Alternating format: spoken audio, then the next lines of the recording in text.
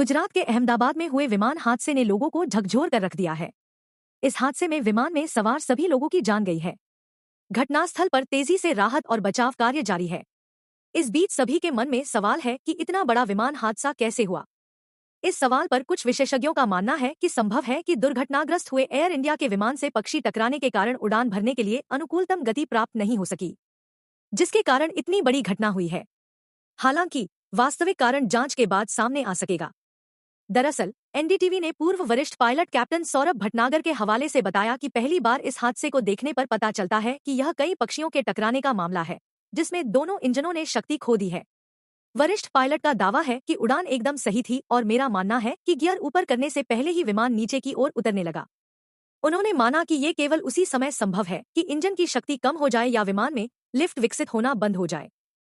वहीं वरिष्ठ पायल का मानना है कि फुटेज से ऐसा लगता है कि उड़ान बिना किसी घटना के विमान नियंत्रित तरीके से नीचे उतरा।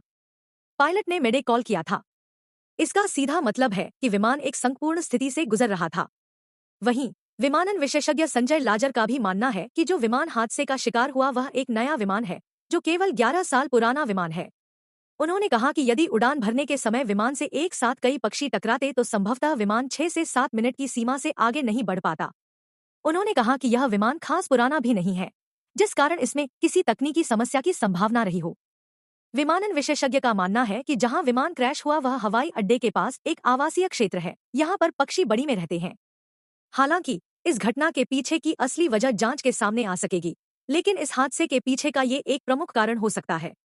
विमान 242 लोग थे सवार। इस हादसे के बाद एयर इंडिया ने अपना बयान जारी किया है।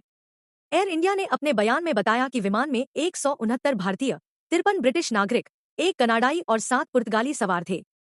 इसके अलावा एयर इंडिया ने एक हॉटलाइन नंबर भी जारी किया है, जो 1800569144 है।